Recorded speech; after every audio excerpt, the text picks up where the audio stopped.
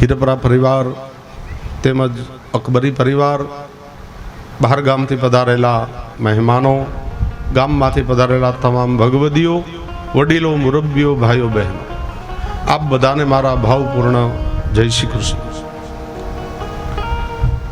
મધ્યાહ્નોત્તર સત્રમાં મધ્યાહ્ન સુધીની કથામાં પ્રથમ સ્કંદમાં શ્રી વેદવ્યાસજીએ પ્રવેશ કર્યો હતો.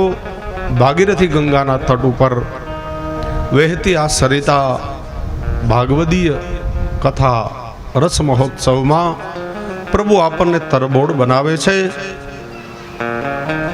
શ્રી વ્યાસજી મહાત્મા પ્રથમ મંગલાચરણ કરી સુતજી મહારાજને નેમી સારણ્યમાં સૌનકાદિ ઋષિ મુનિઓએ 6 પ્રશ્ન જે પૂછ્યા છે એ 6 પ્રશ્નના જવાબ આપે છે સુતજી મહારાજ. એમાં 2-4 પ્રશ્નના જવાબ આપી દીધા હતા, 1-2 પ્રશ્ન બાકી છે. આપણે એ પ્રશ્ન સુધી પહોંચ્યા હતા કે પ્રભુના સ્વધામ ગમન થયા પછી ધર્મ કોના શરણે રહે છે? પ્રભુ ભૂતલ ઉપર બિરાજતા હોય ત્યાં સુધી તો ધર્મ પ્રભુના ચરણારવિંદમાં રહે છે. પ્રભુના સ્વધામ ગમન પછી એ ધર્મ કોના શરણે જાય છે? ત્યારે સુતજી મહારાજે કહ્યું, હે ઋષિઓ, એ ધર્મ ભગવદીઓના હૃદયમાં સ્થાન ગ્રહણ કરે છે. ભગવદીઓના હૃદયથી વધારે સુરક્ષિત કોઈ સ્થાન નથી ધર્મ માટે. એટલે ભગવદીઓના હૃદયમાં એ ધર્મ સ્થાન ગ્રહણ કરે છે. ત્યાર પછીનો પ્રશ્ન હતો કે 24 અવતારોની કથા અને ભગવાન કૃષ્ણના જન્મનું તાત્પર્ય, ભગવાન સુકામે ગૌલોકનો ત્યાગ કરીને પોતાના નિકુંજને છોડીને પ્રભુ પૃથ્વી ઉપર શા માટે અવતરણ કરે છે? તો ઘણા લોકો તો હજી એવા જ ભ્રમણાઓમાં છે કે ભગવાન રાક્ષસોને મારવા માટે આવે છે. રાક્ષસોને મારવા માટે ભાઈ ભગવાન આટલો બધો પરિશ્રમ લઈને અહીંયા પધારે? રાક્ષસોને મારવા એ ભગવાન માટે એક ચપટી વગાડવા જેટલું કામ છે. 14 બ્રહ્માંડના અધિપતિ છે પ્રભુ. કરતુમ અકર્તુમ અન્યથા કરતુમ, સર્વ સમર્થ છે શ્રી હરિ. રાક્ષસોને મારવા માટે પ્રભુને અહીંયા ધક્કો ન થાય. પ્રભુ તો કોના માટે આવે છે? આપણા માટે પ્રભુ આવે છે. વિરહીજનો, પોતાની લીલામાંથી છૂટા પડેલા જે જીવો છે એ જીવોને પુનઃ પોતાની લીલામાં પધરાવવા માટે, પોતાને સન્મુખ કરવા માટે પ્રભુનું પ્રાગટ્ય છે. ભાઈ ઘણા લોકોને તો એ પણ ખબર નથી કે આપણા માટે ક્યાં પ્રભુ સેવ્ય છે. આપ બધા તો પરમ ભગવદીઓ છો એટલે ખબર હશે, તો ઘણા વૈષ્ણવોને ખબર નથી આપણા માટે ક્યાં પ્રભુ સેવ્ય છે.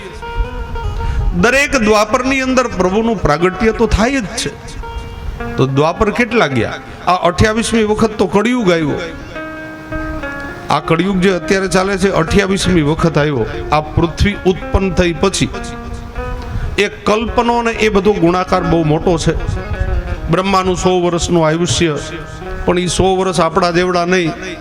આપણા કરોડો જન્મ થાય ત્યારે બ્રહ્માની ખાલી નિમેષ થાય, એક આંખનો પલકારો થાય. આપણા કરોડો જન્મ થાય ત્યારે, અને એવડું બ્રહ્માનું આયુષ્ય 100 વર્ષનું. પૃથ્વીનું આયુષ્ય પણ 100 વર્ષનું.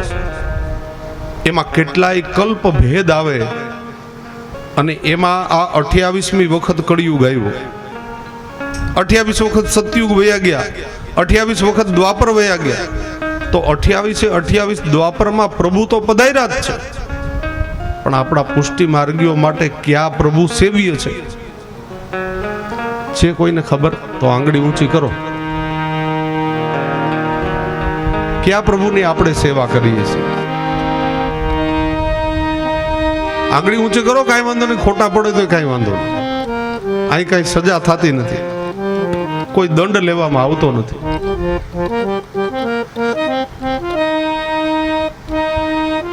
કથા છે ને એ પરિપ્રશ્નેન સેવિતા.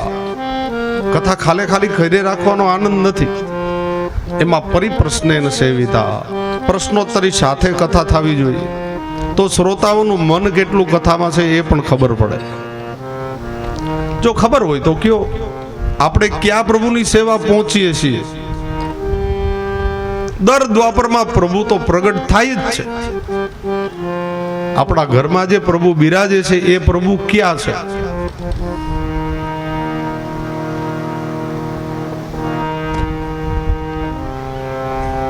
નથી ખબર તો ના તો પાડો, ખબર હોય તો હા પાડો. આપણા ઘરની અંદર જે પ્રભુ, જે શ્રી વલ્લભે આપણા માથે પધરાવી આપ્યા, એ પ્રભુ સારસ્વત કલ્પમાં જે પ્રભુ પ્રગટ થયા, એ પ્રભુની આપણે બધા સેવા કરીએ છીએ. હો, દર દ્વાપરમાં જે પ્રભુ પ્રગટ થાય એ તો મર્યાદા માર્ગથી છે. આપણા પ્રભુ પુષ્ટિ પુરુષોત્તમ પ્રભુ એ સારસ્વત કલ્પમાં જે પ્રગટ થયા, એ પ્રભુની આપણે સેવા કરીએ છીએ. બાકી તો દર દ્વાપરમાં પ્રભુનું પ્રાગટ્ય તો થાય જ છે. પુષ્ટિ માર્ગીઓ માટે બધા સ્વરૂપ સેવ્ય નથી ભાઈ. આપણા માટે વ્રજ લીલાના પ્રભુ જ સેવ્ય છે. વંદન બધાને કરવાના. દ્વારકા જાય તો કઈ મંદિરમાં ન જવું એવું ક્યાંય લખ્યું નથી. હો, દ્વારિકા જાય એટલે પ્રભુને વંદન કરવા જવું જ જોઈએ. કાકરોલીમાં જે સ્વરૂપ બિરાજે છે એ કયું છે? એ પુષ્ટિ માર્ગનું સ્વરૂપ છે. અને પુષ્ટિ માર્ગીય સ્વરૂપ છે તો એ કેવી રીતે છે?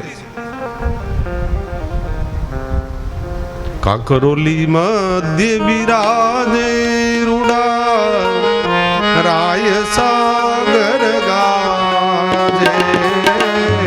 કાકરોલી મધ્ય બિરાજે રૂડા રાય સાગર ગાજે. કાકરોલી મધ્ય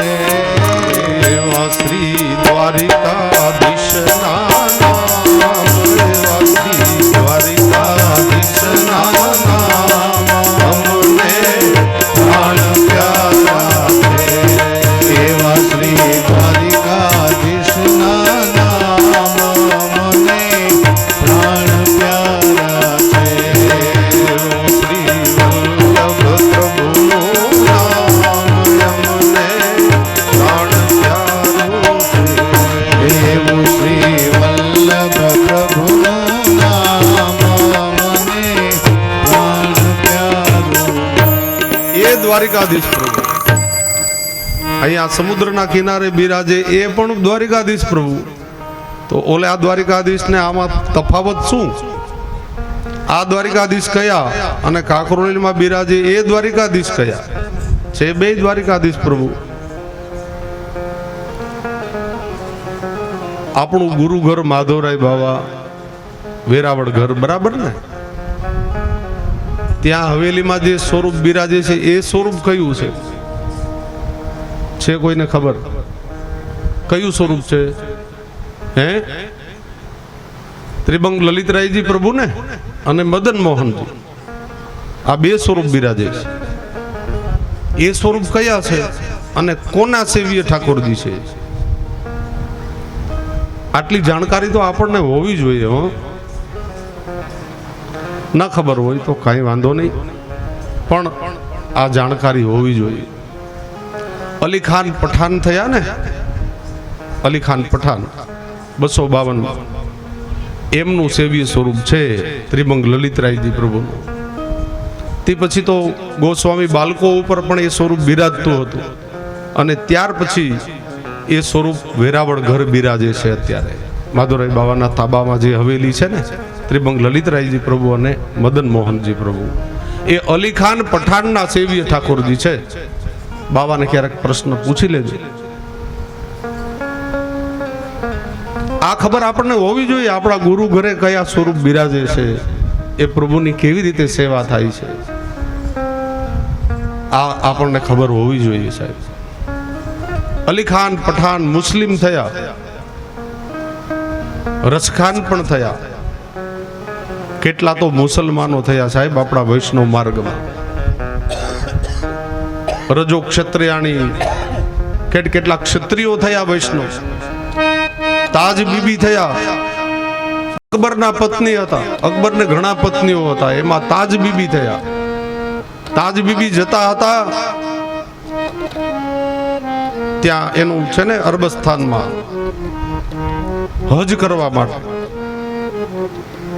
અને વ્રજમાંથી એમની પાલખી નીકળી એ વખતે ગુંસાઈજી પ્રભુચરણ એ વચનામૃત આપતા હતા, વૈષ્ણવ બધા સાંભળતા હતા.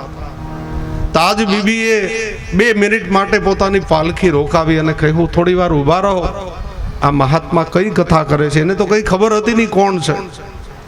થોડી વાર કથા સાંભળી અને પ્રભુના વેણુગીતના શ્લોકો, પ્રભુના ભાગવતજીના અમુક શ્લોકો સાંભળ્યા અને પ્રભુનું જ્યાં વર્ણન આવ્યું, બરહા પીડમ નટવર વપુ કર્ણયો કર્ણિકારમ બિભ્રદવાસઃ કનક કવિશમ વૈજયંતીમ ચમાલામ રંદ્રાનવેણોરધર સુધયા પૂરયન ગોપવૃંદે વૃંદારણ્યમ સ્વપદરમણમ પ્રાવિશદ ગીત કીર્તિ.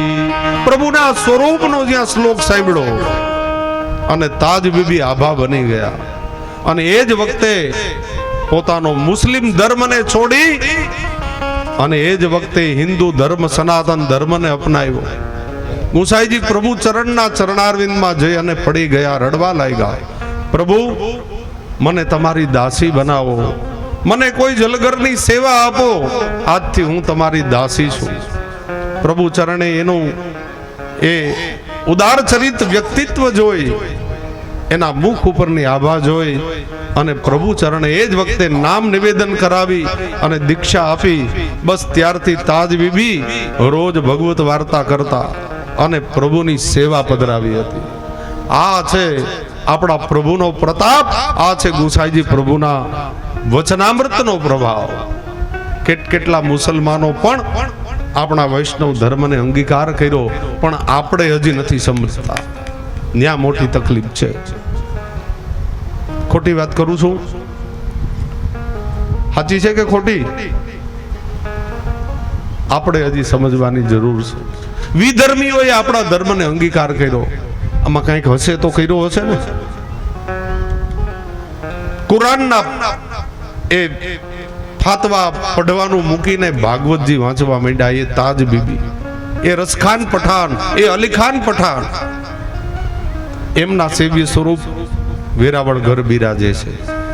ક્યારેક આપ શ્રીને પ્રશ્ન કરજો, તમને સાચું માર્ગદર્શન મળશે. આવા તો કેટલા સ્વરૂપ, કેટલા ભગવદીઓના સ્વરૂપ આપણા હવેલી મંદિરોમાં બિરાજે છે, જેની આપણને ખબર પણ ન હોય. ભાઈ, બધા સ્વરૂપોની તો મને પણ ન ખબર હોય. વાંચવામાં ક્યાંક આવી ગયું હોય તો વળી આ માહિતી મળી ગઈ હોય, બાકી તો બધી ખબર આપણને પણ ન હોય. તો અહીંયા પ્રભુ શા માટે પ્રગટ થાય છે એ ચર્ચા આપણે ચાલતી હતી. પ્રભુ નિકુંજ ધામ છોડીને પ્રભુ અહીંયા શું કામ પ્રગટ થયા? આ સોનકાદી ઋષિઓનો પ્રશ્ન છે. સુતજી મહારાજ કહે છે, પરિત્રાણાય સાધુનામ વિનાશાય ચ દુષ્કૃતામ ધર્મ સંસ્થાપનાર્થાય સંભવામિ યુગે યુગે. ભગવાન શું કામ પ્રગટ થાય છે? પરિત્રાણાય સાધુ નામ. જો પેલો શબ્દ કયો આવ્યો? પરિત્રાણાય સાધુ નામ. પ્રભુ શા માટે પ્રગટ થાય? રાક્ષસોને મારવા માટે નહીં, તો પરિત્રાણાય સાધુ નામ. કોઈ વિરહીજનોને, કોઈ ભગવદી જીવોને, કોઈ બ્રાહ્મણોને, કોઈ મહાપુરુષોને પ્રેમનું દાન આપવા માટે પ્રભુ પ્રગટ થાય છે. વહાલા ભક્તોને પોતાના ચરણારવિંદમાં લેવા માટે પ્રભુ પ્રગટ થાય છે. અને અહીંયા આવ્યા પછી ભગવાનને એમ થાય, આ ભગવાનનું જ મકાન છે ને ભાઈ, આખું વિશ્વ છે એ ભગવાનનું મકાન છે. આપણે હોય અહીંયાના માધુપુરના અને રહેતા હોય મુંબઈ કે સુરત, વર્ષે દાડે 2 વર્ષે કુટુંબમાં કોઈ પ્રસંગ આવે, લગ્નનો, દીકરીઓ નાખે દીકરાનો, તો લગ્નમાં આપણે આવવાનું થાય તો આપણે સીધા ક્યાં જઈએ? 2 વર્ષે આવ્યા હોઈએ તો યજમાનના ઘરે જ જઈએ ને, જેના ઘરે લગ્ન હોય ત્યાં. આપણું ઘર તો કઈ રહેવા જેવું હોય નહીં 2 વર્ષે આવીએ એટલે પહેલા તો એના ઘરે જઈએ. 2 દિવસનો પ્રસંગ હોય, પૂરો થાય પછી ક્યાં જઈએ? પછી આવ્યા હોય ને એટલે આપણને એમ થાય કે ચાલો આપણું ઘર 2 વર્ષથી એમને પડ્યું છે, થોડા ધૂસ જાડા કરતા જઈએ એટલે મકાન સાફ સફાઈ થઈ જાય અને પછી આપણે પાછા સુરત વયા જાય. પણ સ્પેશિયલ સુરતથી કોઈ દી ધૂસ જાડા કરવા આવ્યા? આપણે સ્પેશિયલ ધૂસ જાડા કરવા ના આવી, લગ્નમાં આવ્યા છીએ એટલે ધૂસ જાડા કરતા જઈએ. એમ પ્રભુ આવે છે પોતાના વિરહીજનોને, ભગવદીઓને મળવા માટે. પણ અહીંયા આવ્યા પછી પ્રભુને એમ થાય કે મારા મંદિરમાં, મારા મકાનમાં કંસને, જરાસંઘને, શિશુપાલને, દંતવક્ત્ર જેવા ધૂસ જાડાઓ થઈ ગયા છે, તો આવ્યો છું તો સાફ સફાઈ ભેગા ભેગ કરતો જાઓ. એટલે પ્રભુ રાક્ષસોને મારે છે. મૂળ તો પ્રભુ ધર્મની સંસ્થાપના કરવા માટે પ્રગટ થાય છે. જ્યારે ધર્મ ડામાડોળ થાય ને ત્યારે પ્રભુને ચિંતા વધે, ત્યારે પ્રભુ પ્રગટ થાય છે. પરિત્રાણાય સાધુનામ વિનાશાય ચ દુષ્કૃતામ ધર્મ સંસ્થાપનાર્થાય સંભવામી યુગે યુગે. યુગે યુગે પ્રભુ પ્રગટ થાય છે ધર્મની સ્થાપના કરવા માટે, વિરહીજનોને આનંદનું દાન આપવા માટે, સન્મુખ જીવોને કરવા માટે પ્રભુ પ્રગટ થાય. અને એ પ્રભુ આટલા માટે પ્રગટ થાય છે. સોનકાદી ઋષિઓનો છેલ્લો પ્રશ્ન હતો કે સુતજી મહારાજ, આપ કહેતા હતા કે 24 અવતારો પ્રગટ થયા, તો એ 24 અવતાર કયા કયા અને શા માટે પ્રગટ થયા એ તો અમને કહો. હવે 24 અવતારોની મહાત્મા કથા કહે છે. પ્રથમ તો સનદ કુમારોનો જન્મ થયો, ત્યાર પછી વરાહ રૂપે પ્રભુ ભૂંડ રૂપે પધાર્યા, ત્યાર પછી નારદ રૂપે બ્રહ્માના માનસ પુત્ર રૂપે પ્રભુ પ્રગટ થયા, ત્યાર પછી નર નારાયણ રૂપે પ્રભુ પધાર્યા, કપિલ રૂપ લઈને પ્રભુ પ્રગટ થયા, છઠ્ઠા દત્તાત્રેય રૂપે પ્રભુ પધાર્યા, ત્યાર પછી પ્રભુ રામ રૂપે આવ્યા. 7મો જન્મે રામ રૂપે પ્રભુ દશરથજીને ત્યાં પધાર્યા, એ મર્યાદા પુરુષોત્તમ. અને 8મા જન્મે પ્રભુ પુષ્ટિ પુરુષોત્તમ થઈને બાલકૃષ્ણ રૂપે પ્રગટ થયા. ત્યાર પછી 9મા રૂપે પ્રભુ નૃસિંહ વામન રૂપે પધાર્યા. 10મા જન્મથી પ્રભુ વામન રૂપે પધાર્યા. બલિરાજાનું સર્વસ્વનું એ દાન સ્વીકાર્યું. 11મે હરિરૂપ લીધું, 12મે બુદ્ધ રૂપ. આવા 24 અવતારો પ્રભુના થયા. જ્યારે જ્યારે જેવી જરૂર પડી ને ભાઈ, એવા એવા રૂપ પ્રભુએ ધારણ કર્યા. ક્યારેક નૃસિંહ રૂપે પણ પ્રભુ પધાર્યા, ક્યારેક મત્સ્ય રૂપે પધાર્યા, ક્યારેક સર્પ રૂપે, ક્યારેક કાચબા રૂપે પણ પ્રભુએ અવતાર ધારણ કર્યો. કશ્યપ નારાયણનો પણ અવતાર છે, શેષ નારાયણનો પણ પ્રભુ જ અવતાર છે. ક્યારેક ભૂંડ રૂપે પણ પ્રભુ પધાર્યા. પૃથ્વીનો જ્યારે ઉદ્ધાર કરવો હતો, આ 24 અવતાર પ્રભુના છે. નારાયણ નામની ધન્યતા રે, નારાયણ નામની ધન્યતા રે, એવા નારાયણ નામની ધન્યતા રે, નારાયણ નામની ધન્યતા રે, એવા પ્રગટા 24 અવતાર મારા, પ્રગટા 24 અવતાર મારવાલા. પહેલા સનત કુમાર રૂપથી રે, પહેલા સનત કુમાર રૂપથી રે, બીજા વરાહ ભગવાન મારવાલા, બીજા વરાહ અવતાર મારવાલા.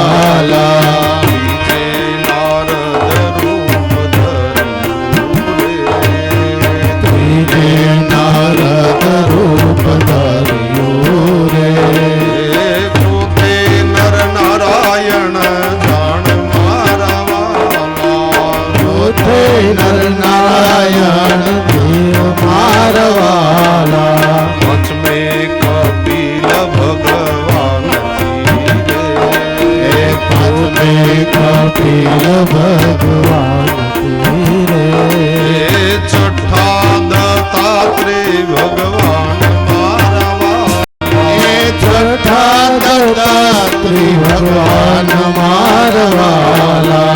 સાતમે તેરા રૂપ ધર્યું રે, સાતમે તેરા રૂપ ધર્યું રે.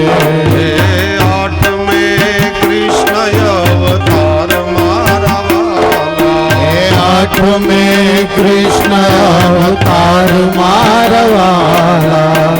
નવમે વામન અવતાર ધીરે, નવમે વામન અવતાર ધીરે. દસમે નૃસિંહ ભગવાન મારા વાલા, દસમે નરસિંહ અવતાર મારા વાલા. નારાયણ નામની ધન્યતા રે, નારાયણ નામની ધન્યતા રે. નારાયણ નામની ધન્યતા રે, નારાયણ નામની ધન્યતા રે. પ્રગટા ચોવીસ અવતાર મારા વાલા, પ્રગટા 24 અવતાર મારા વાલા. પ્રગટા ચોવીસ અવતાર મારા વાલા, પ્રગટા 24 અવતાર મારા વાલા. નારાયણ નામની ધન્યતા રે, નારાયણ નામની ધન્યતા રે. નારાયણ નામની ધન્યતા. 24 અવતારોની મહાત્મા કથા કહે છે. 22મો હરિ અવતાર, 24મે 23મા અવતારથી ખુદ વેદ વ્યાસજી પ્રગટ થયા. 23મો અવતાર એ વેદ વ્યાસજીનો અવતાર. હવે વેદ વ્યાસજી કોણ? જેણે ભાગવતજીની રચના કરીએ, 18,000 શ્લોકમાં જેને વિસ્તાર કર્યો, તો આ વેદ વ્યાસજી કયા એ ખબર છે પાછી? વેદ વ્યાસજી એક નથી થયા. વેદ વ્યાસજી આખી પરંપરા છે સાહેબ. જેમ અત્યારે વડાપ્રધાન નરેન્દ્રભાઈ મોદી છે, બરાબર? તો નરેન્દ્રભાઈ રિટાયર્ડ થઈ જાય 5 વર્ષે પછી એને કોઈ વડાપ્રધાન કહે, પછી તો નરેન્દ્રભાઈ મોદી રહે. એ વડાપ્રધાન શું કામ કહેવાય છે? વડાપ્રધાનની ખુરશી ઉપર બેઠા છે એટલે. તો વડાપ્રધાન તો એમાં ઘણા થઈ ગયા, એ બધા જ વડાપ્રધાન છે. મોરારજીભાઈ દેસાઈ ને એની પહેલા ઇન્દિરા ગાંધી, આ બધા જ વડાપ્રધાન થઈ ગયા. તો કયા વેદ વ્યાસજી આ ભાગવતજીની રચના કરી? વેદ વ્યાસ તો ઘણા થયા. તો મહાત્મા અહીંયા ચોખવટ કરે છે સૂતજી મહારાજ કે ભાગવતજીની જેને રચના કરી એ કૃષ્ણ દ્વૈપાયન વ્યાસ. કોણ? કૃષ્ણ દ્વૈપાયન વ્યાસ. એ વ્યાસજીએ ભાગવતજીની રચના કરી. ચતુશ્લોકીમાંથી 18,000 શ્લોકમાં જેનો વિસ્તાર કર્યો, સૂતજીએ કહ્યું એ વેદ વ્યાસજીએ આ ભાગવતજીનો વિસ્તાર કર્યો 18,000 શ્લોકનો. સૌનકાદિ ઋષિઓએ પ્રશ્ન કર્યો કે હે મહાત્મા, એ વેદ વ્યાસજીને આ ભાગવત રચના કરવાની જરૂર શું પડી? એને 23 પુરાણ તો બનાવ્યા જ હતા, આ 24મું ભાગવત પુરાણ શું કામ બનાવ્યું? એનો કોઈ વંશ હતો કે નહીં? સૂતજી મહારાજ કહે તમે સાવધાન થઈ અને સાંભળો. વેદ વ્યાસજીના પત્નીનું નામ અરણી દેવી હતું.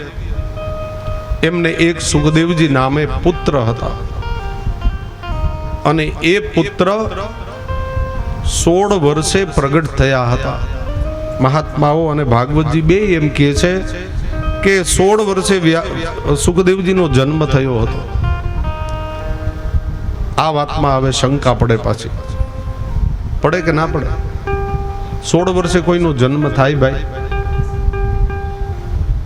શંકા પડે એવી વાત છે કે નથી?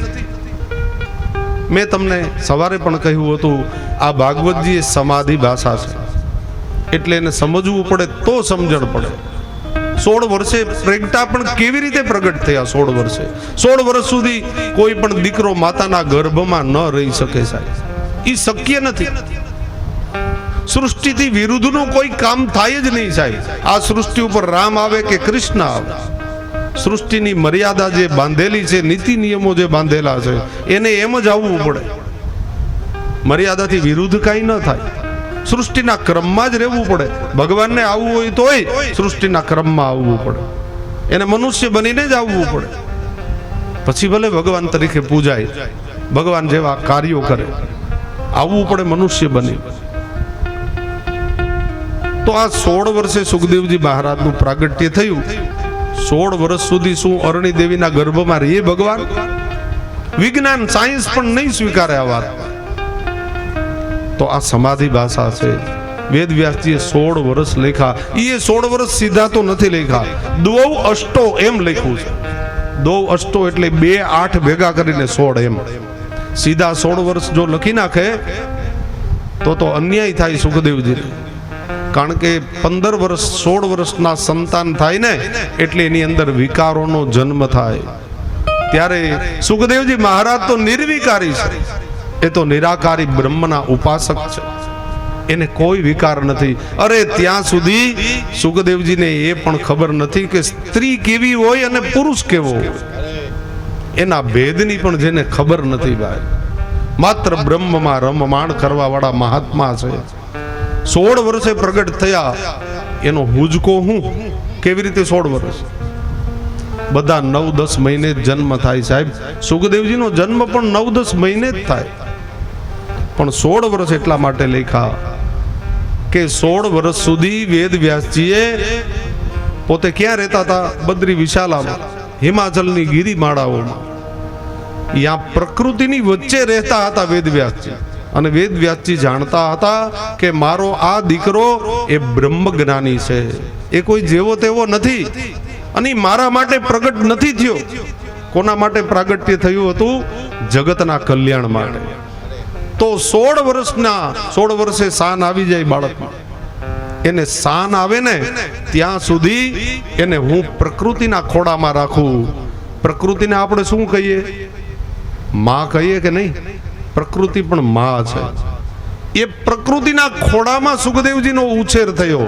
વેદ વ્યાસજી એને બહાર નથી જવા દીધા. એને ખબર હતી સમાજની સાથે ભળી જશે તો આ સંસારી બની જશે, તો જગતના કલ્યાણના કામમાં નહીં આવે. આ તો મહાપુરુષ છે.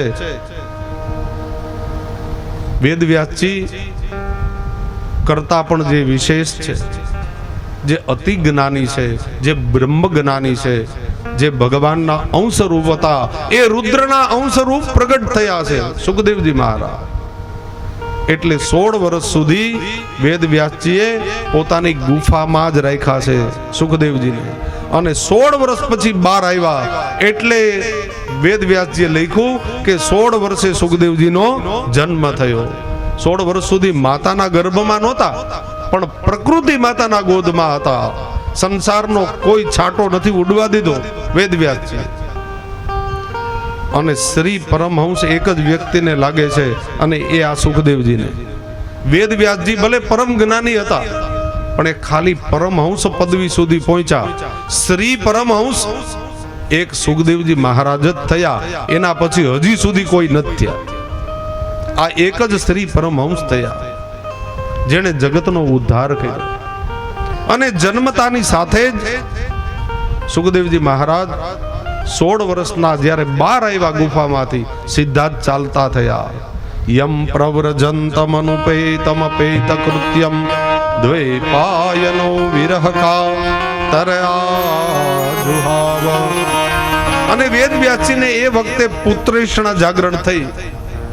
મેં કાલે કહ્યું હતું ને 3 પ્રકારની એષણા છે, એ કોઈને છોડતી નથી.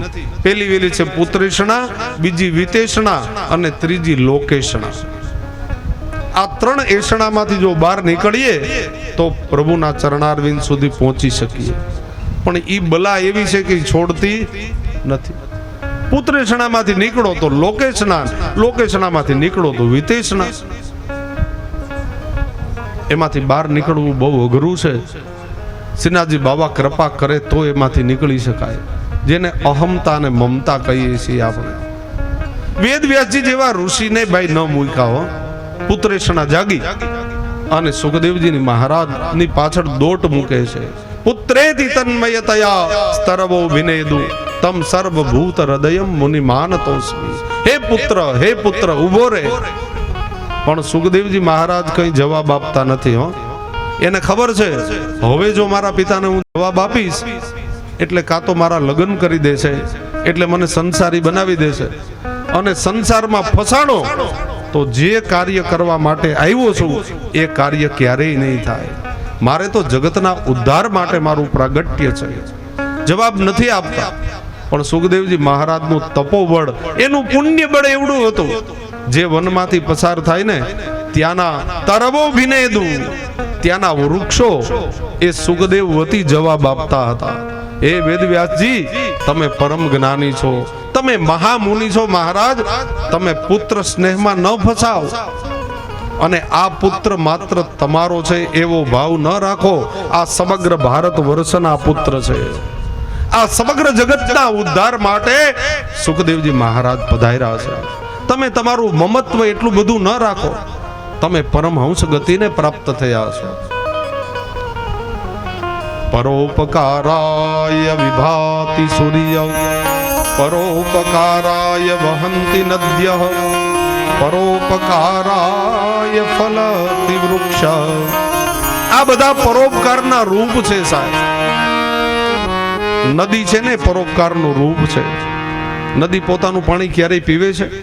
જગતના કલ્યાણ માટે આપે. પરોપકારાય વિભાતિ સૂર્ય, સૂર્ય નારાયણ પોતાના માટે પ્રકાશે છે કે આપણા માટે? આપણા માટે. એ પરોપકારી છે. પરોપકારાય ફલતી વૃક્ષ, વૃક્ષમાં જે ફળો આવે ને એ પોતે ક્યારેય નથી ખાતા, એ મને તમને આપી દે. હું તમે એક પથ્થર મારીએ એના બદલામાં એ આપણને ફળ આપે. વૃક્ષોએ આપણું કાંઈ બગાડ્યું અને છતાંય ધડાધડ કાપીએ છીએ આપણે, અને એનું જ પરિણામ આજે ભોગવીએ છીએ. આટલો તાપ વિધો છે, ચોમાસા અનિશ્ચિત બની ગયા, આટલા વાવાઝોડાઓ ઉદ્ભવે, એ વૃક્ષો કપાવાનું કારણ છે સાહેબ, યાદ રાખજો. અને એ આપણે બધા ભેગા થઈને પાપ કર્યા છે, એ આપણે બધા ભોગવવાના છે, સમગ્ર સમાજે ભોગવવાના. પરોપકારાય ફલતી વૃક્ષ, વૃક્ષ એ પરોપકારનું રૂપ છે. એમ સંતો, મહાપુરુષો, આચાર્યો એ પણ પરોપકારનું રૂપ છે. દરિયામાં આટલા રત્નો છે, મોતીઓ છે, એની માળા કોઈ દી ફેરી દરિયાએ? એ મોંઘા મોંઘા રત્નો મને તમને આપી દે. એ રત્નો રૂપાડા, એ મોંઘા મૂલવાડા, રત્નો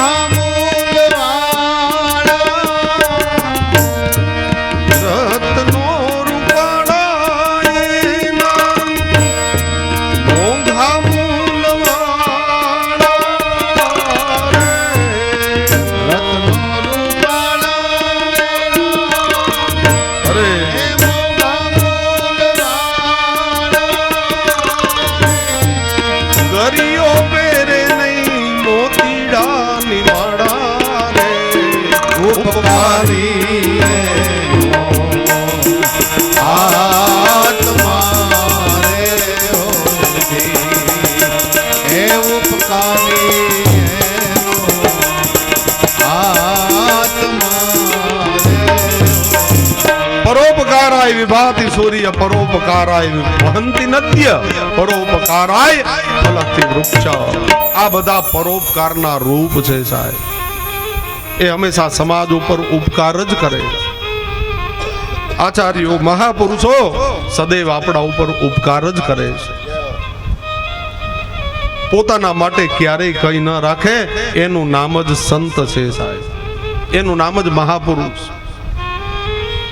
બાકી તો હવે કઈ બોલવું નથી, જવા દો એ વાતને. તમે બધા સમજી ગયા. ઘર છોડીને જાય ને ત્યાં જઈને બીજો સંસાર ઉભો કરે, એને મહાપુરુષ કેમ કહેવાય? થાય છે કે નહીં આવું? બીતા નહીં, હાથો પાડો. હા, સત્ય કહેવામાં કોઈ દી ડરવું નહીં. આ સત્યની ગાદી છે સાહેબ. ખોટું લાગે તો બે રોટલા વધારે ખાય, બીજું શું કરી? અહીંથી સંસાર છોડીને જાય ને ત્યાં જઈને મોટા મોટા મઠ, મોટા મોટા આશ્રમો એ ઊભા કરે, એને સંત ન કહેવાય સાહેબ. એને મહાપુરુષ ન કહેવાય. એની કરતા આપણું વલ્લભકુળ 1000 ગણું સારું છે. જે ગ્રહસ્થી છે અને સૌથી મોટો ગ્રસ્તાશ્રમ ધર્મ જ કીધો છે, યાદ રાખ. વાનપ્રસ્થાશ્રમ, સંન્યાસાશ્રમ, બ્રહ્મચર્યાશ્રમ એ ત્રણેયનો નિભાવ કેના ઉપર થાય? ગ્રહસ્થાશ્રમ ઉપર. હો, આપ શ્રી મહાપ્રભુજીને પણ વિવાહ નહોતા કરવા, હો, લગ્ન કરવાની કોઈ ઈચ્છા ન હતી. વિઠ્ઠલનાથજી પ્રભુનો જ્યારે આદેશ થયો, પ્રભુની આજ્ઞા થઈ, તમારા ઘેરે મારે ખુદને ખેલવા આવું છે વલ્લભ, આપ વિવાહ કરો. ત્યારે પ્રભુની આજ્ઞા માથે ચડાવીને શ્રી મહાપ્રભુજીએ વિવાહ કર્યા છે. નહીતર વિવાહ કરવાની કોઈ ઈચ્છા ન હતી. પ્રભુની આજ્ઞા માની છે એટલા માટે આખું વલ્લભકુળનો નિર્વહન થયું. બાકી કોઈ ઈચ્છા હતી નહીં. પણ બીજા કરતા 1000 ગણું શ્રેષ્ઠ છે આપણું વલ્લભકુળ. લગ્ન કરીને ગ્રસ્તાશ્રમી રહીને પ્રભુની સેવા બિરાજે છે. અને વૈષ્ણવોને બ્રહ્મ સંબંધનું દાન આપીને પ્રભુ પધરાવીને ભગવદાભી મુખ બનાવે છે. એટલે આપણું વલ્લભકુળ 1000 ગણું શ્રેષ્ઠ છે. અને બીજા અહીંથી સંસાર છોડીને જાય અને ત્યાં જઈને મોટા મોટા મઠ, મોટા મોટા આશ્રમો બનાવે. કોઈની નિંદા કરવાનો ભાવ નથી હો મારો, એવું ન સમજતા. આ નિંદા ન માનતા. સત્ય છે એમાં નિંદા નથી આવતી. આ વાત સત્ય જ છે. અને એ પાછા મહાપુરુષો કહેવાય. હો, એને આપણે પગે લાગવા. આપણે મોટરસાયકલ નહીં મેળ ન હોય અને એ 40 લાખની ગાડી લઈને નીકળે આપણી પાસેથી હોરન મારી. અને એ પાછા મહાપુરુષ, એ પાછા ત્યાગી કહેવાય, એ પાછા સંન્યાસી કહેવાય. અને આપણે એને પગે લાગવા. આને સંન્યાસી કહેવાય? મારી પાસે પ્રૂફ હોય તો જ હું વાત કરતો. આને સંન્યાસી ના કહેવાય. શ્રીમદ ભાગવતજીનો 11 સ્કંદ વાંચો, મહાપુરુષ કોને કહેવાય. આપણે ભાગવત તો કોઈ દી પૂરું સાંભળવું નથી, એટલે ક્યાંથી ખબર પડે સંન્યાસી કોને કહેવાય. સંન્યાસી દંડી, ત્રિદંડી, નિરંજની, અવધૂત, આ બધાના લક્ષણો ભાગવતજીમાં બચાવ્યા છે. 11 સ્કંદ ક્યારેક ખોલીને વાંચો. ભાગવતજી જે એક ચિત્તથી સાંભળી લે ને, એ આવા લોકોને ક્યારેય પગે ન લાગે. હો, પૈસા બહુ વધતા હોય ને તો ગાયોની સેવા કરી લેજો. ગામમાં ગોવિંદરો બનાવજો, અવેડા બનાવજો. પણ આવી જગ્યાએ દાન કરવાથી કાંઈ સાર નહીં મળે.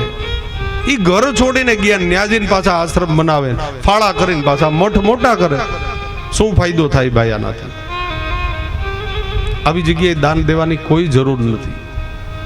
ગાયોની સેવા કરો. એ ગામના અવેડા ભરો. સમજાય છે ને આમાં?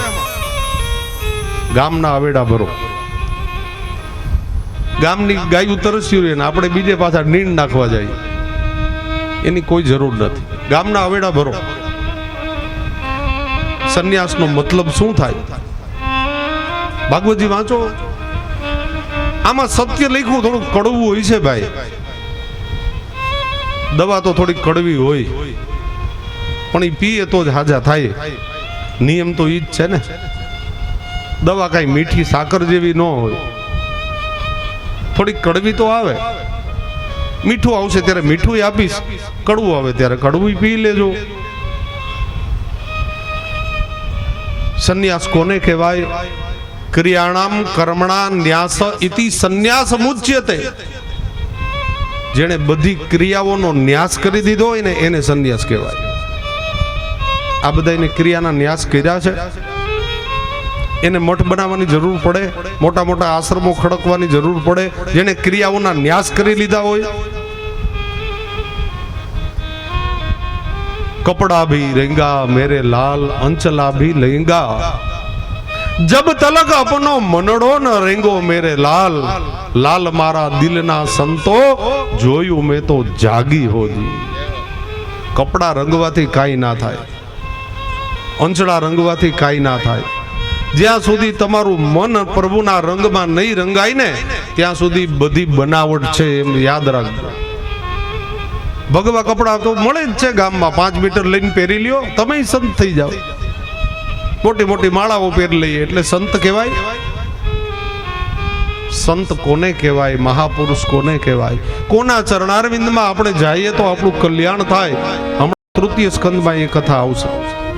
કપિલ ભગવાન પોતાના માતાને જે જ્ઞાન આપે છે સાંખ્ય શાસ્ત્ર, એ સાંખ્ય શાસ્ત્ર ભણવું પડે સાહેબ. ત્યારે સંતોની ઓળખ થાય કે કોણ સંત છે ને કોણ અસંત છે. આજે લગભગ લોકો છેતરાય જ છે. સંત સંત કરીને પછી ખબર પડે કે આ તો રાક્ષસ હતો. આની આપણે એટલા વર્ષ સુધી સેવા કરી, એનું શું? કળિયુગમાં સાવધાન.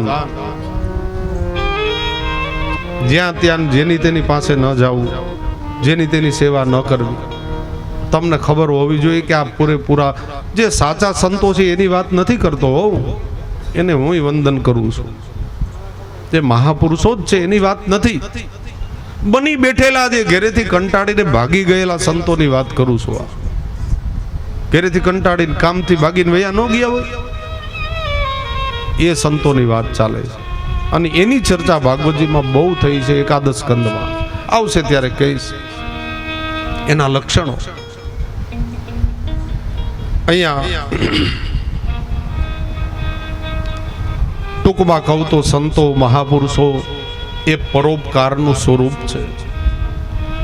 મહર્ષિ વેદવ્યાસજીને સમજાઈ ગયું કે આ દીકરા ઉપર મારા એકનો અધિકાર નથી, આ તો સમગ્ર સમાજનો એ ઉત્કર્ષ કરવા માટે પધારેલા. પોતાના આશ્રમમાં ગયા, પણ પોતાના આશ્રમમાં જઈ અને જ્યારે સમાધિ લગાવી, સમાધિમાં બેઠા હતા ને એટલે સંસારીઓના દુઃખ ને દુઃખ એને નજરમાં આવવા લાગ્યા. દુઃખ જ દેખાય છે બધી બાજુ. વેદવ્યાસજીએ 17 પુરાણની રચના કરી, પણ ક્યાંય એને સંતોષ નથી મળ્યો.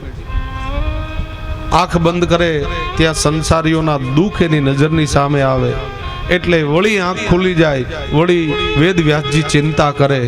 અને એ ચિંતા કરતા હતા એ જ વખતે નારદ મુનિને મનમાં થયું કે ચાલો વેદવ્યાસજીની સાથે સત્સંગ કરવા જાય. એટલે વેદવ્યાસજી પોતાની વેદવાદી વીણા લઈ ભગવાન નામ લેતા લેતા બદ્રિકાશ્રમની અંદર પધારે છે. સમયાપ્રાસાશ્રમમાં રામ કૃષ્ણ હરે મુકુંદ મુરારી, રામ કૃષ્ણ હરે મુકુંદ મુરારી, રામ કૃષ્ણ હરે મુકુંદ મુરારી, રામ કૃષ્ણ હરે મુકુંદ મુરારી, પાંડુરંગ પાંડુરંગ પાંડુરંગ હરે, પાંડુરંગ પાંડુરંગ પાંડુરંગ હરે, પાંડુરંગ પાંડુરંગ પાંડુરંગ હરે, પાંડુરંગ પાંડુરંગ હરે, રામ કૃષ્ણ હરે મુકુંદ મુરારી, રામ કૃષ્ણ હરે મુકુંદ મુરારી, બાલ કૃષ્ણ હરે માધવ મુરારી, ભજ બાલ કૃષ્ણ હરે માધવ મુરારી, પાંડુરંગ પાંડુરંગ પાંડુરંગ હરે, પાંડુરંગ પાંડુરંગ પાંડુરંગ હરે. પાંડુરંગ એટલે પાંડુરંગ દાદા ન સમજતા હો. અહીંયા પાંડુરંગ દાદાની વાત નથી, સ્વાધ્યાયના પ્રણેતા. એ પાંડુરંગની વાત નથી. અહીંયા આપણા પુષ્ટિ પુરુષોત્તમ પ્રભુનું એક નામ પાંડુરંગ છે. એ પાંડુરંગ નામ કેવી રીતે પડ્યું? જ્યારે હોળીના રસિયા હોય ને, ફૂલડોલ ઉત્સવ ઉજવાતા હોય આપણા હવેલી મંદિરોમાં, વૈષ્ણવોના ઘરે, અને વ્રજમાં જાઓ ત્યાં તો અધિક એના ઉત્સવો 15 દિવસ સુધી ચાલે, ફૂલડોલ ઉત્સવો. અને એ વખતે પ્રભુ જ્યારે વ્રજ ભક્તોની સાથે જ્યારે રંગના ખેલ મનાવવા માટે, પ્રભુ ફૂલડોલ ઉત્સવ ઉજવવા માટે જ્યારે શેરીઓમાં પધારે, બધા ગોપીજનો આવે, પ્રભુ બધાને પિચકારીથી પેલો રંગ ઉડાડે અને બધા ગોપીજનો ભેગા થઈને, પ્રભુ તો એકદમ છોટું સ્વરૂપ હતું, કોઈ લાલ કલર, કોઈ લીલો, કોઈ ગુલાબી, આવા વિવિધ પ્રકારના પ્રભુના શ્વેત વસ્ત્રો. એ વખતે શ્વેત વસ્ત્ર આવે, સેવા પહોંચતા હોય એને ખબર હોય, પીછવાઈ પણ શ્વેત આવે, પ્રભુના વસ્ત્રો પણ શ્વેત આવે. આ શ્વેત વસ્ત્રો ઉપર અલગ અલગ પ્રકારના જ્યારે રંગો ઉડાડે, એક તો પ્રભુનો મેઘ શ્યામ સ્વરૂપ, એમાં બધા આ રંગ લાગે તો ભગવાનનો સ્વરૂપ કેવો થાય, વિચિત્ર વેશ થાય ને. મયુર પંખનો પ્રભુએ મુગુટ ધારણ કર્યો હોય, શ્વેત વસ્ત્રો ધારણ કર્યા હોય, અને એમાં આ બધા રંગ ઉડે, અને જે રંગ થાય એનું નામ છે પાંડુરંગ. આ એક નામ એટલા માટે પ્રભુનું પાંડુરંગ છે. વિવિધ પ્રકારના રંગો. પાંડુરંગ પાંડુરંગ પાંડુરંગ હરે, પાંડુરંગ પાંડુરંગ પાંડુરંગ હરે, રામ કૃષ્ણ હરે મુકુંદ મુરારી, રામ કૃષ્ણ હરે મુકુંદ મુરારી, રામ કૃષ્ણ હરે મુકુંદ મુરારી, રામ કૃષ્ણ હરે મુકુંદ મુરારી. વેદવાદી વીણા લઈ અને નારદજી પ્રભુનું સ્મરણ કરતા કરતા વેદવ્યાસજીના સમ્યાપ્રાસ આશ્રમમાં પધાર્યા. પણ વેદવ્યાસજીના મુખ ઉપર ગ્લાની હતી, એટલે નારદજીએ આવતા વેત જ પ્રશ્ન કર્યો, ભવતઃ આત્મા પ્રસન્ના સ્મઃ. જો સંતોને સંતો જ્યારે મળે ને ત્યારે તબિયતના સમાચાર ન પૂછે. હો, તમારી તબિયત કેમ છે એમ ન પૂછે. શું પૂછે? તમારો આત્મા બરાબર પોસાય છે ને, તમારો આત્મા રામ પ્રસન્ન છે ને. કારણ કે એને આત્માની સાથે લેવા દેવા છે, એને શરીર સાથે લેવા દેવા નથી. શરીરના સંબંધો આપણે બધાઈને, એટલે આપણે તબિયતના સમાચાર પૂછીએ, ગોઠણ મટી ગયા કે નહીં. આંબલી બંધ કરો તો બંધ થાય, નહીતર તો કેમ થાય. ભજીયા ખાવા છે, આંબલી ખાવી છે ને ગોઠણ મટાડવા, બે હાથમાં લાડવા તો કેમ મેળ આવે. કહેવાનો મતલબ આપણે શરીરની સાથે સંબંધ છે, મહાત્માઓને આત્મા સાથે સંબંધ હોય. એટલે વેદવ્યાસજીને કહ્યું, મહારાજ તમારો આત્મા બરાબર પોસાય છે ને. વેદવ્યાસજી કહે, મહારાજ એક બહુ મોટી ચિંતા છે અને એટલા માટે મારા મુખ ઉપર ગ્લાની છે. નારદજી કહે, બતાવો કઈ ગ્લાની, શું કામ, શું તકલીફ છે. વેદવ્યાસજીએ કહ્યું, મેં 17 પુરાણની રચના કરી અને છતાંય સંસારમાં, સમાજમાં ભગવાન પ્રત્યે જે ભાવ ભક્તિ ઉત્પન્ન થવી જોઈએ લોકોમાં, એ હજી સુધી થઈ નથી. અને જ્યાં સુધી ભગવત ભાવ લોકોમાં નહીં આવે ત્યાં સુધી લોકોમાં સુખ શાંતિ અને આનંદનો અનુભવ નહીં થાય. તો હવે હું એવા કયા પુરાણની રચના કરું, હવે એવા કયા શાસ્ત્રની રચના કરું કે જેના દ્વારા લોકોમાં ભગવત ભક્તિ એ પ્રેરિત થાય. અને એ વખતે નારદજી પોતાનું પૂર્વ વૃત્તાંત કહે છે. આગલા જન્મમાં હું કોણ હતો, સત્સંગનું શું ફળ હોઈ શકે, સત્સંગનો મહિમા બતાવે છે. સુખ કહિયા ન જાય સત્સંગ ના રે, આઠે અંગે શીતળતા થાય, સુખ કહિયા ન જાય સત્સંગ ના રે. આપણા ગામમાં સત્સંગ થાય છે કે નથી થતો? થતો હશે ને. કેટલા ઘેરે થાય છે?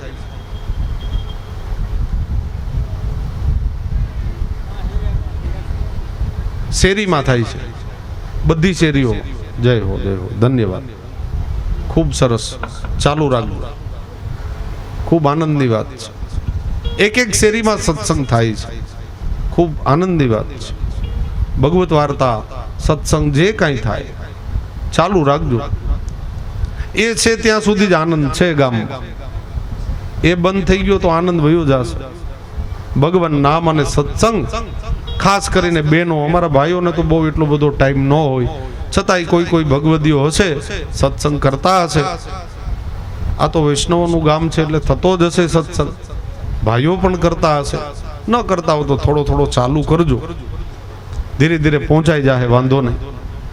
પણ ભગવત વાર્તા જે કાંઈ આપણાથી થઈ શકે, ભાગવતજીનો એકાદો અધ્યાય 16 ગ્રંથમાંથી કાંઈક, મહાપ્રભુજીનું તો કેટલું બધું છે આપણી પાસે, એમાંથી જે કાંઈ થઈ શકે રોજ સત્સંગ કરવો.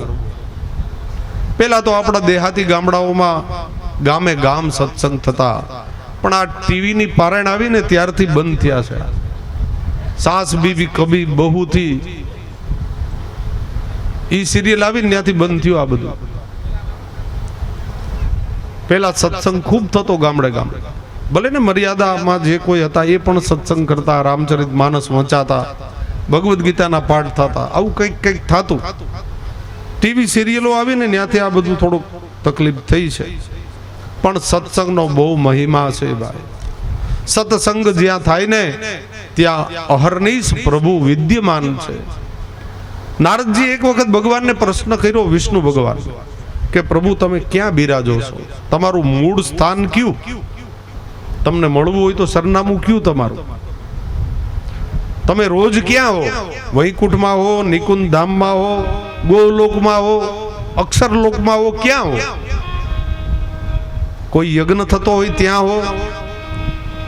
ભગવાને કહ્યું, નારદજી નાહમ વસામી વૈકુંઠે, નાહમ વસામી વૈકુંઠે યોગી નામ હૃદયંચન મદ ભક્તા યત્ર ગાયંતી તત્ર તિષ્ઠામિ નારદ. નથી હું ગોલોકમાં હોતો, નથી હું વૈકુંઠમાં હોતો, નથી હું અક્ષરલોકમાં હોતો, નથી કોઈ યજ્ઞમાં મારી હાજરી, તો તમે ક્યાં હો પ્રભુ, ગોતવા ક્યાં તમને? મદ ભક્તા યત્ર ગાયંતી તત્ર તિષ્ઠામિ નારદ. મારા ભગવદીઓ ભેગા થઈ અને જ્યાં સત્સંગ કરતા હોય, જ્યાં ભગવત કથા ચાલતી હોય, જ્યાં મારું નામ ગુણાનુવાદ લેવાતા હોય, ભગવત વાર્તા થતી હોય, નારદજી હું ત્યાં નિત્ય નિવાસ કરું છું. મારો નિવાસ ત્યાં હોય છે. જ્યાં મારા ગુણાનુવાદ ગવાતા હોય ત્યાં હું નિત્ય નિવાસ કરું છું. सांवरे से मिलने का सत्संग ही बहाना है. પ્રભુને જો મળવું હોય તો સત્સંગમાં જવું. એટલે નારદજી પોતાનો પૂર્વ વૃત્તાંત કહે છે. આગલા જન્મમાં નારદજી એ દાસીના પુત્ર હતા, એનું નામ હતું હરિદાસ. પહેલાના વખતમાં આપણા ગામડાઓમાં સંતો આવતા, મર્યાદા ભક્તો, એ મર્યાદી હોય બધા, પણ ઓમ વૈષ્ણવ હોય પાછા, કે વૈષ્ણવ પોતાને હારે લાલન સ્વરૂપ પણ બિરાજતું હોય, મર્યાદા માર્ગથી રમતું બમતું સ્વરૂપ હોય, એની સેવા કરતા હોય.